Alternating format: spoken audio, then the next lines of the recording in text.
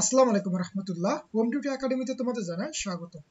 সুপ্রিয় শিক্ষার্থী, আশা করি তোমরা ভালো আছো। আজ আমি তোমাদের সাথে আলোচনা করব ষষ্ঠ শ্রেণীর গণিত প্রথম অধ্যায় স্বাভাবিক সংখ্যা ও ভগ্নাংশ নিয়ে। তাহলে আজকে আমাদের মূল আলোচনার বিষয় থাকবে হচ্ছে অনুশীলনী 1.1 এর 3 নম্বর ম্যাথ নিয়ে আমরা কি করব এখন আলোচনা করব। আর তোমরা যদি আমার আগের ভিডিওগুলো দেখতে চাও, আমি ডিসক্রিপশনে লিংক দিয়ে দেবো, তোমরা চাইলে সেখান থেকে দেখতে পারো। তাহলে এখানে আমাদেরকে কি বলতেছে যে নিচের সংখ্যাগুলোতে যে সকল সার্থক অঙ্ক আছে তাদের স্থানীয় মান কি করতে হবে, নির্ণয় করতে হবে। তাহলে কত কি দেওয়া আছে, আমার শুধুমাত্র ৭২ দেওয়া আছে। তো চলো আমরা এই সার্থক অঙ্কগুলোর স্থানীয় মানগুলো একটু নির্ণয় করি।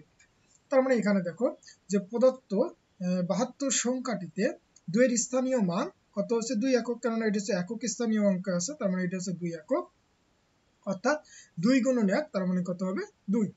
আবার হচ্ছে ৭ কোথায় আছে, আমার হচ্ছে দশক স্থানীয় অঙ্কে, তার মানে হচ্ছে ৭ এর স্থানীয় মান হচ্ছে ৭ দশক, অর্থাৎ ৭ গুণন ১০, বা আমরা কি লিখতে পারি ৭০। তাহলে আমরা ৭২ সংখ্যাটিতে কি দেখতে পাচ্ছি, ৭ ও ২ এর স্থানীয় মান যথাক্রমে ৭০ ও ২।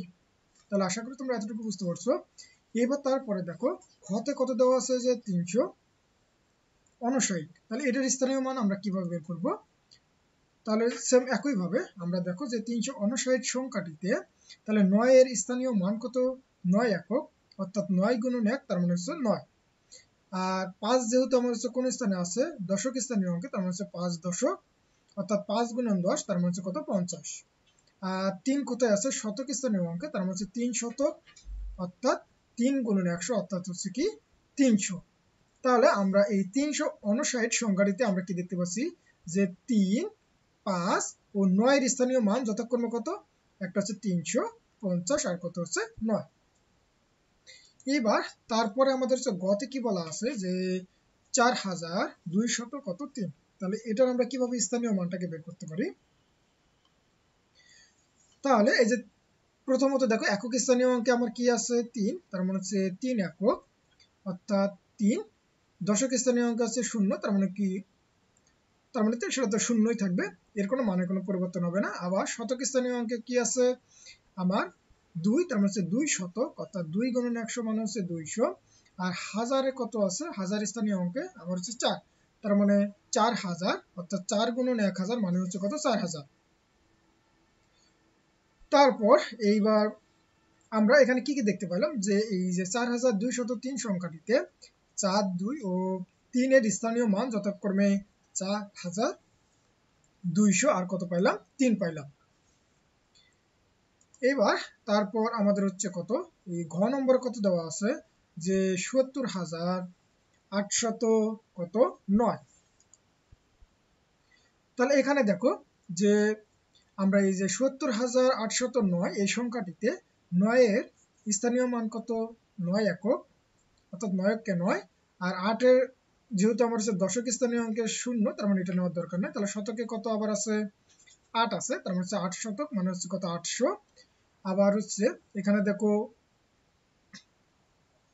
অজুতে কত দেওয়া আছে ০, তার মানে এখানে তো ০ নেওয়ার কোনো দরকার নাই। তারপর এইখানে সরি, এটা তো কত ছিল হাজার, হাজারে তো আমার হচ্ছে ০ নেওয়ার দরকার নেই, কিন্তু অজুতে কত আছে আমার হচ্ছে ৭ আছে, তার মানে কত ৭ অজুত মানেই হচ্ছে কত, অর্থাৎ ১ অজুত সমান হচ্ছে আমার ১০,০০০ হলে ৭ অজুত সমান হতে হবে কত ৭ গুণন ১০,০০০, তার মানে কত হবে ৭০,০০০। তাহলে আমরা কি পাইলাম, যে ৯, ৮ এবং ৭ এর স্থানীয় মান কত করে, মূলত হচ্ছে ৭০,০০০, তারপরে হচ্ছে কত ৮০০, তারপরে কত পাইলাম ৯ পাইলাম। এবার তারপরে ও নম্বরে এখানে একটা সংখ্যা দেওয়া আছে, দেখো যে সংখ্যাটিতে ৮ এর স্থানীয় মান, তার মানে ৮ এর স্থানীয় মান কত ৮ একক, অর্থাৎ ৮ কে ৮।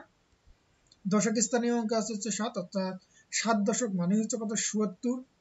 আবার শতকে আছে ০, তার মানে ০ নেওয়ার দরকার নেই। এবার তারপরে হাজারে আছে কত ৫,০০০, তার মানে হচ্ছে ৫ গুণন ১,০০০ মানে হচ্ছে কত ৫,০০০। তারপরে এখানে দেখো অজুতে আছে হচ্ছে ৪, তার মানে হচ্ছে ৪ অজুত মানে হচ্ছে কত ৪ গুণন ১০,০০০, তার মানে কত হবে ৪০,০০০। ঠিক একইভাবে তার আগে দেখো দুটো সংখ্যা অজুত, অজুত, তারপরে এখানে লক্ষ, তারপরে হচ্ছে নিযুত, অর্থাৎ এইগুলো যদি ০, তার মানে এগুলো আমাকে কি করতে হবে না, নিতে হবে না। এবার দেখো পুটির ঘরে আমার কত আছে ৩, তাহলে কোটির ঘরে কত রয়েছে 3, অর্থাৎ 3 কোটি মানে হচ্ছে 3 গুণন 1 কোটি, তার মানে কি মোট কত হবে আমার হচ্ছে 3 কোটি। আর তার আগে মূলত আবার হচ্ছে কত আছে 1 আছে, তার মানে এটাকে বলা হয় 1 দশক কোটি, অর্থাৎ 10 গুণন কত 1 কোটি, তার মানে মোট কত হবে আমার 10 কোটি। তাহলে আমরা যে স্থানীয় মানগুলো এখানে পাইলাম এই সংখ্যাটিতে, তাহলে 1 2 4 5 7 8 এর স্থানীয় মান যথাক্রমে কত, একটা হচ্ছে 10 কোটি, তারপর হচ্ছে 3 কোটি 40,000, 5,000, 77 আর কত পাইলাম 8 পাইলাম।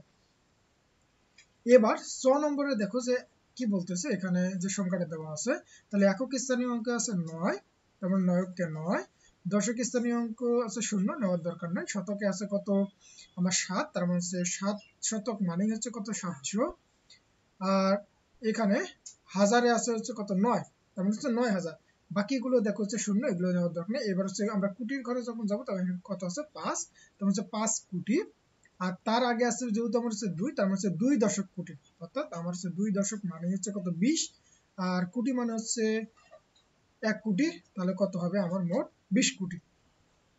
তাহলে এই সংখ্যাটিতে আমরা হচ্ছে এই যে 2 5 9 আর 7 আর 9 এর হচ্ছে যে স্থানীয় মানগুলো সে এখানে লেখা আছে।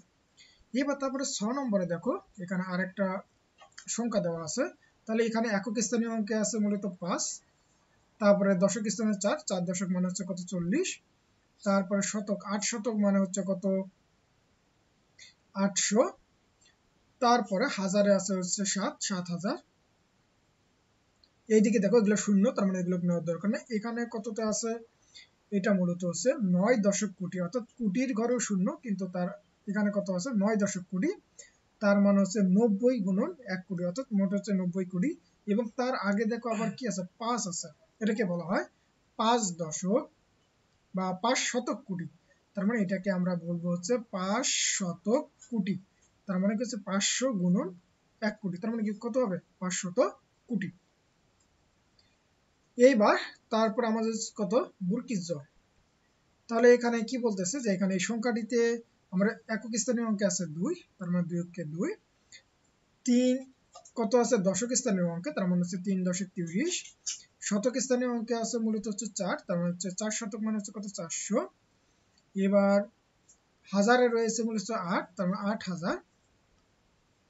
এইবার অজুতে আছে 5, তার মানে 5 অজু, তার মানে কি 1 অজুর সমান যদি হচ্ছে 10,000, 5 অজুর সমান হবে 5 গুণন 10,000, তার মানে মোট হবে কত 50,000। এবার তারপরে লক্ষতে আছে কত 7, তার মানে হচ্ছে 7 লক্ষ। তারপর এখানে দেখো তোমার হচ্ছে নিযুত আর কোটিতে কি রয়েছে 0 রয়েছে, কিন্তু পরে আরেকটা রয়েছে কি 9 রয়েছে। 9 কোথায় আছে 9 দশক কোটিতে আছে, তার মানে হচ্ছে 90 গুণন কত হবে 1 কোটি, তার মানে কত হবে 90 কোটি। তাহলে আশা করি তোমরা এতটুকু বুঝতে পারছো।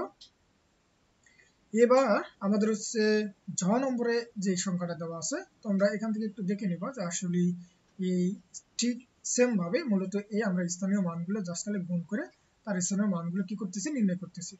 তাহলে আশা করি বুঝতে পারছো যে আমরা 3 নম্বরে যে ম্যাথগুলো আছে এগুলো কিভাবে সলভ করতে হবে।